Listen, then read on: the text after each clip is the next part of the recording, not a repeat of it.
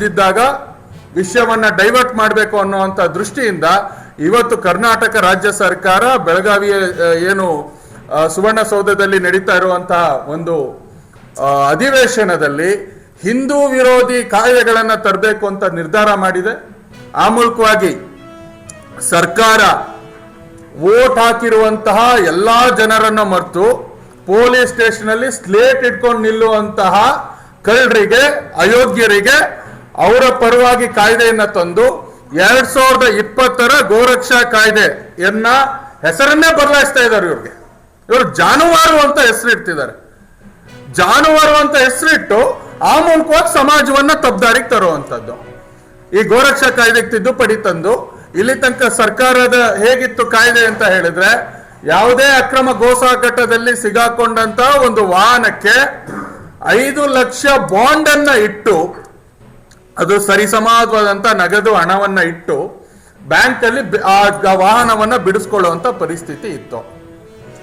ಆದ್ರೆ ಇವತ್ತು ಸರ್ಕಾರ ಅದನ್ನ ತೆಗೆದು ನಾರ್ಮಲ್ ಆಗಿರುವಂತ ಸರ್ಕಾರ ರೇಟ್ ಜಾಸ್ತಿ ಮಾಡಿರುವಂತ ಒಂದು ಸ್ಟಾಂಪ್ ಪೇಪರ್ ಅಲ್ಲಿ ನಮಗ್ ಬರ್ಕೊಡಿ, ಆ ಮೂಲಕವಾಗಿ ನಿಮ್ ವಾಹನವನ್ನ ಬಿಡ್ತೀವಿ.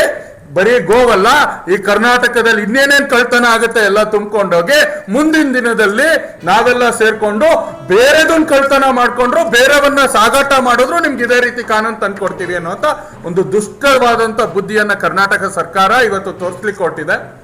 ಇದನ್ನ ವಿಶ್ವ ಹಿಂದೂ ಪರಿಷತ್, ಹಿಂದೂ ಸಮಾಜ, ಭಾರತದ ಎಲ್ಲ ರೈತರು ಇದನ್ನ ತೀವ್ರವಾಗಿ ನಾವು ಖಂಡಿಸ್ತೀವಿ.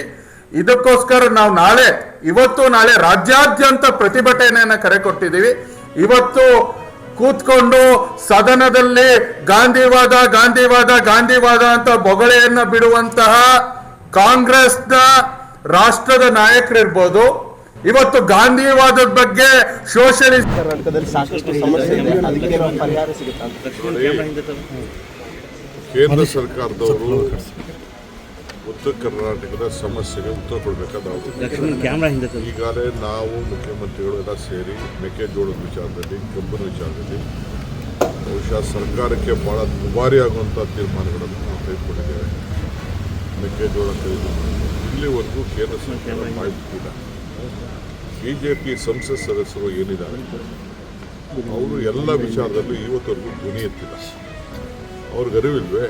ಈಗ ಬೊಮ್ಮಾಯಿ ಅವರು ಹೇಳ್ತಾ ಇದ್ದಾರೆ ನಾವು ತಗೋಬೇಕು, ನಾವು ಸೆಂಟ್ರ್ ಮಾಡಬೇಕು ಅಂತ. ಕೇಂದ್ರ ಸರ್ಕಾರದ ಪಾಲೇನಿದು? ಬೆಲೆ ತೀರ್ಮಾನ ಮಾಡೋದು ಯಾರು? ಪ್ರತಿಯೊಂದಕ್ಕೂ MRP ಬೆಲೆ ತೀರ್ಮಾನ ಮಾಡೋರು ಅವರು. ಇವತ್ತವರೆಗೂ ಯಾವ ತೀರ್ಮಾನ ಕೂಡ ಅವರು ತೆಗೆದುಕೊಂಡಿಲ್ಲ. ಸೊ ಅದನ್ನು ನಾವು ಹೇಳ್ತೇವೆ, ಪರಿಹಾರ ನಾವು ಕೊಡೋಕ್ಕೆ ನಾವು ಇರೋದು. ಬಟ್ ಕೇಂದ್ರ ಸರ್ಕಾರದ ಜವಾಬ್ದಾರಿ ಕೂಡ ಇದೆಯಲ್ಲ. ಇಲ್ಲಿವರೆಗೂ ಯಾಕೆ ಬೊಮ್ಮಾಯಿ ಅವರು ಪಾರ್ಲಿಮೆಂಟಲ್ಲಿ ರೈಸ್ ಮಾಡಿಲ್ಲ, ಪ್ರೈಮ್ ಮಿನಿಸ್ಟರ್ ಮೀಟ್ ಮಾಡಿಲ್ಲ, ಅಗ್ರಿಕಲ್ಚರ್ ಮಿನಿಸ್ಟರ್ ಮೀಟ್ ಮಾಡಿಲ್ಲ, ಇದಕ್ಕೆಲ್ಲ ಯಾಕೆ ಮಾಡಿಲ್ಲ ಮಾತಾಡೋರು? ಸೊ ಇಷ್ಟೆಲ್ಲ ಇದೆ ಸರ್. ಅದ್ರ ಜೊತೆ ನೀರಾವರಿ ಸಮಸ್ಯೆ ಇದೆ, ಸಾಕಷ್ಟು ಯೋಜನೆ ಅನುಷ್ಠಾನ ಆಗಿಲ್ಲ. ನೋಡ್ರಿ, ನಾವು ಮಾಡಿದಷ್ಟು, ನನ್ನ ಅವಧಿಯಲ್ಲಿ ಮಾಡಿದಷ್ಟು ಇತಿಹಾಸದಲ್ಲಿ ಯಾರು ಮಾಡಿಲ್ಲ. ಇತಿಹಾಸ, I will go to the history of Karnataka irrigation department. ಯಾರು ಕೂಡ ಮಾಡೋಕ್ಕಾಗದೆ ಹೋದಂಥ ಇತಿಹಾಸದ ತೀರ್ಪುಗಳನ್ನು ನಾನು ಮಾಡಿದ್ದೇನೆ. ಅರ್ಥ ಆಯ್ತಾ? ನಾನು ಅದನ್ನು ಇಲ್ಲಿ ನಿಮ್ಮ ಅಸೆಂಬ್ಲಿಲಿ ಮಾತಾಡೋಕ್ಕೆ ಹೇಳಿ ಅವರಿಗೆ. ಬಿಜೆಪಿನವರು ಅದನ್ನೇ ಅಸ್ತ್ರ ಮಾಡ್ಕೊಂಡಿದ್ದಾರೆ. ಕಾಂಗ್ರೆಸ್ಸಲ್ಲಿ ಮಿನಿಸ್ಟರ್ ಪದವಿ ಬರಬೇಕಾದ್ರೆ ಅಥವಾ CM ಆಗಬೇಕಾದ್ರೆ 500 ಕೋಟಿ ರೂಪಾಯಿ ಕೊಡಬೇಕು ಅಂತ ನವಜೋತ್ ಸಿಂಗ್ ಸಿಧು ಅವರ ಪತ್ನಿ ಮಾತಾಡಿದ್ದಾರೆ ಸರ್. ಆರೋಪ ಪಂಜಾಬ್ ರಾಜ್ಯಾಧ್ಯಕ್ಷ ಹಾಸ್ಪಿಟ್ಲಿಗೆ ಸೇರಿಸೋಣ ಅವರು. ಅದರ ಒಳ್ಳೆ ಮೆಂಟಲ್ ಹಾಸ್ಪಿಟಲ್ ಕರ್ನಾಟಕದ್ದು ಮೆನ್ಷನ್ ಮಾಡಿದ್ದಾರೆ.